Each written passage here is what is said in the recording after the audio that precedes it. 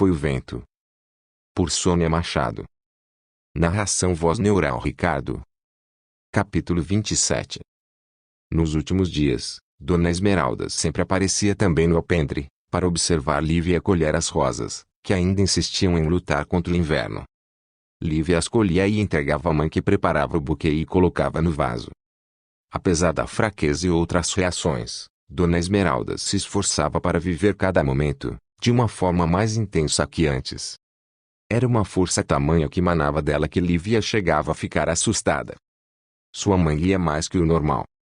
Ria mais que o normal. Até comia mais que o normal. E também fazia longas orações ajoelhada diante do pequeno altar que tinha no quarto.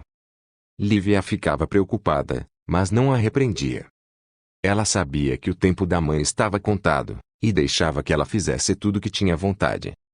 Quando a vida está por um fio, cada minuto é precioso e todas as coisas ganham um sentido ainda maior.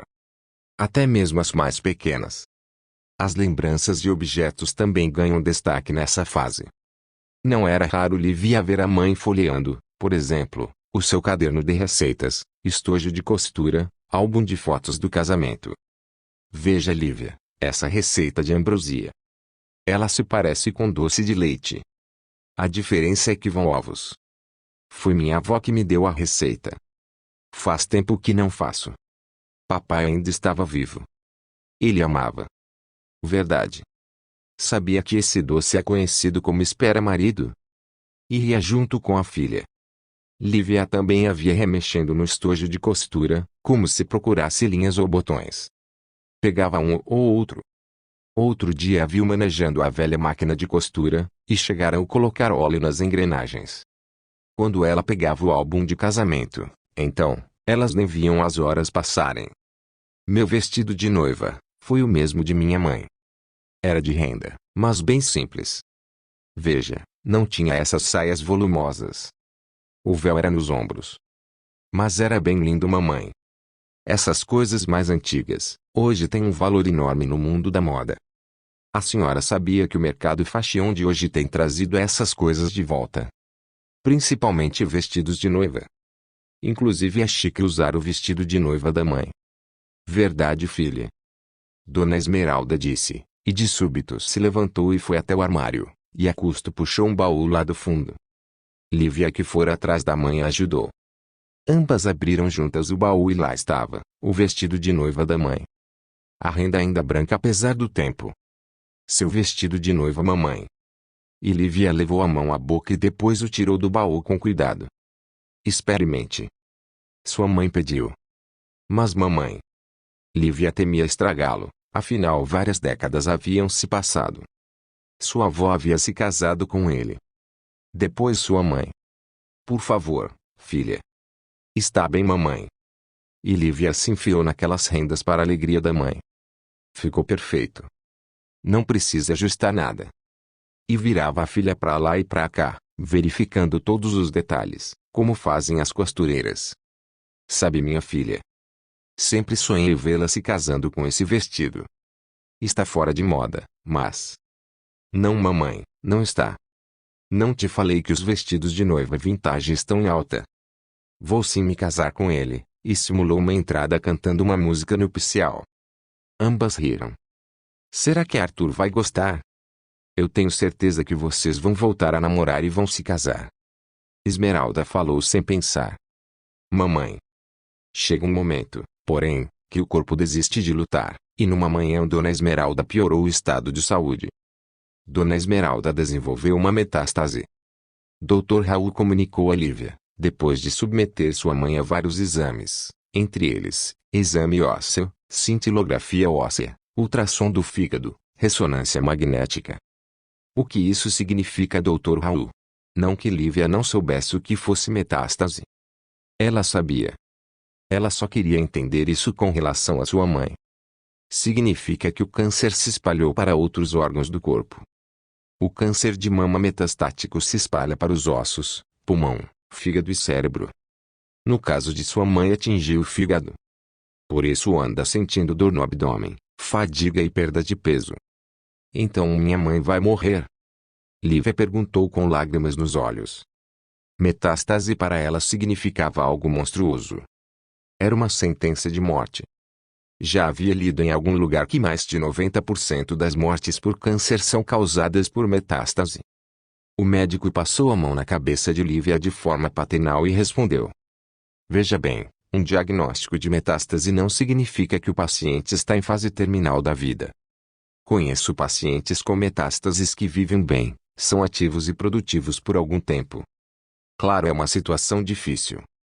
No caso de sua mãe não é fácil porque o tratamento parece que não teve muita reação, e além disso, ela tem muitas reações adversas que a deixam muito fraca. Existe uma chance de ela ficar bem? Lívia perguntou com esperança. Olhe, sempre existem chances, mas gosto sempre de ser franco, menina. O médico fitou os olhos de Lívia. A chance de cura de uma metástase depende do tamanho e da localização. De maneira geral, as chances são baixas, vou ser sincero. Os tratamentos apenas aumentam a sobrevida. No caso da metástase de fígado existem muitas terapias sistêmicas e locais, combinadas ou não. A cirurgia, por exemplo, é um tratamento local, mas está descartada para sua mãe em razão da arritmia grave que desenvolveu. De forma que o tratamento vai ser sistêmico. Estamos avaliando tudo com urgência. Lívia soluçou alto, mas Dr. Raul continuou.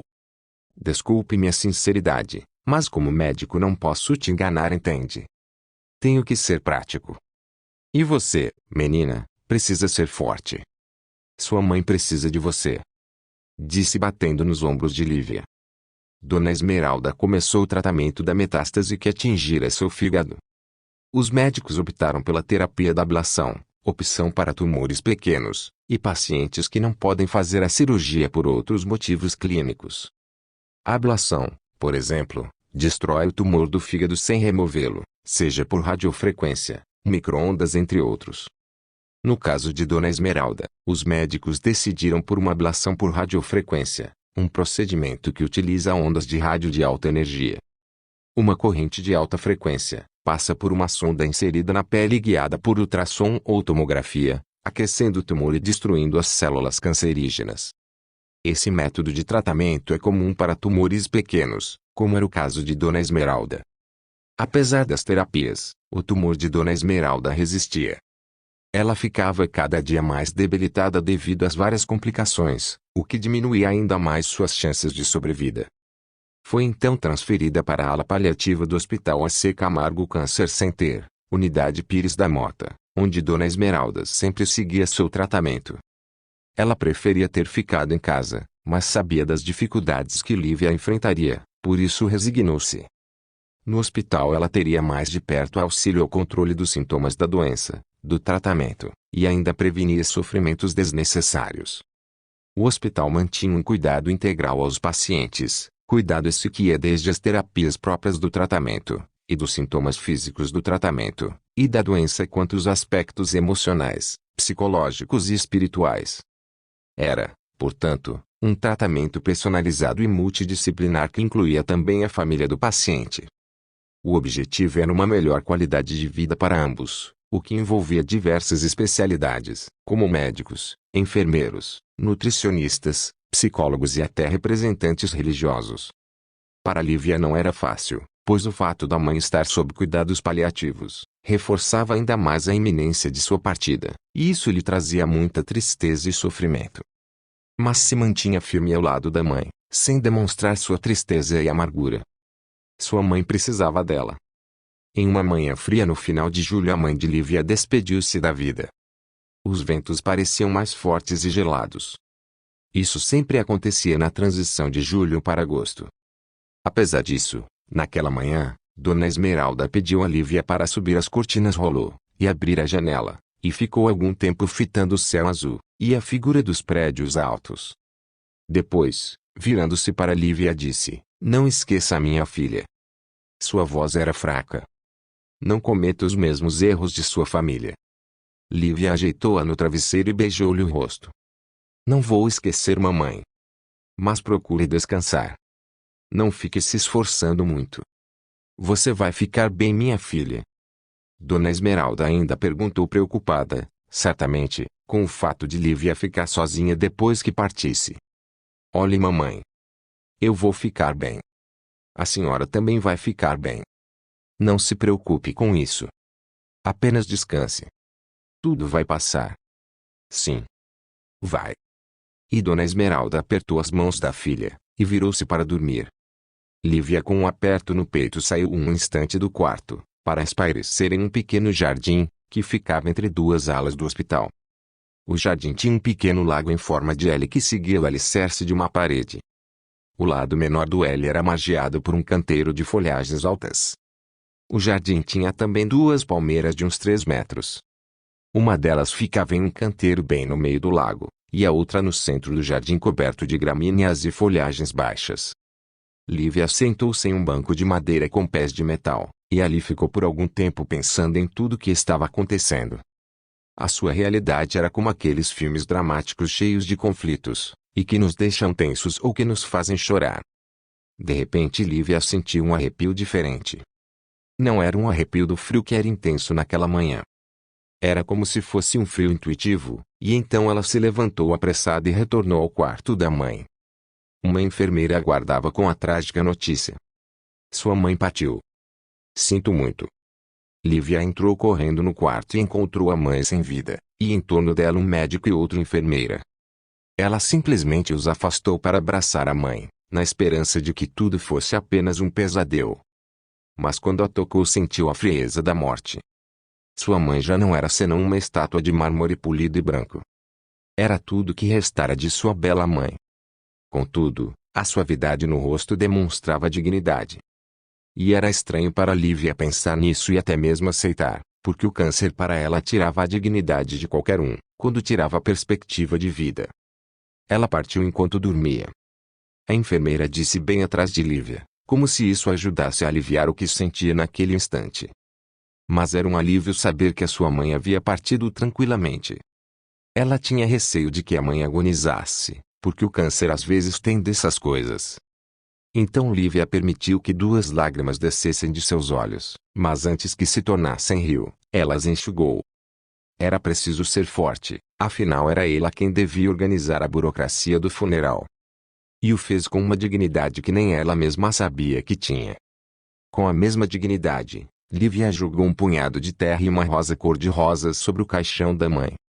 A última rosa do velho jardim. A última daquele inverno. Descanse em paz, mamãe. Disse em voz baixa, e depois levantou a gola do casaco de lã preto alongado, e caminhou rumo ao portão de saída do cemitério, passando pelos poucos conhecidos que ali estavam. O sol quase descambava no horizonte, deixando aquelas pinceladas, ora douradas, ora prateadas. O vento e o frio ousavam castigar seu rosto já marcado por tanto sofrimento.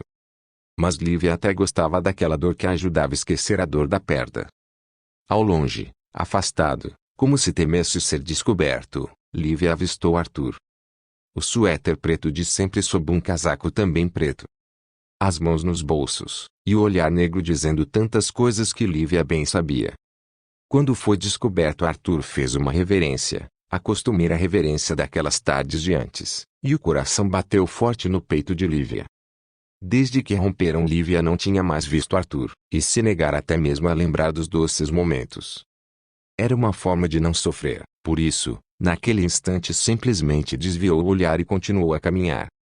Um pouco adiante, mais afastado, como se escondesse também, ou não se achasse digno de se aproximar, estava o Sr. Lopes, seu avô, apoiado na bengala de caminhada.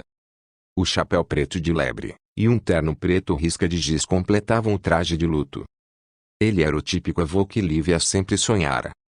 No instante em que seus olhares se cruzaram, Lívia pareceu enxergar uma humildade tardia e um velado pedido de perdão. Ele cumprimentou-a levantando a aba do chapéu, e ela desviou o olhar, quando o que mais queria era correr até ele. Era chorar, abraçada com ele, todas as lágrimas contidas. Não cometa os mesmos erros de sua família. A mãe havia lhe dito tantas vezes. Inclusive naquela manhã. Só que Lívia ainda não estava preparada para se jogar nos braços do avô. Não naquele momento de dor, porque era uma dor só dela, e que ela precisava superar sozinha. Pelo menos era o que pensava. Seu avô era a família que lhe restava, e no entanto, Lívia preferiu afastar-se, embora no íntimo já o tivesse perdoado. Por orgulho? Talvez sim. Não era essa a característica daquela família. O mesmo orgulho que, ao longo dos anos, fora o combustível da família de Lívia, parecia ser agora o mesmo que a movia. Então ela atravessou o enorme portão de ferro do cemitério com um andar firme. Alcançou a rua e entrou em um táxi. Precisava seguir em frente,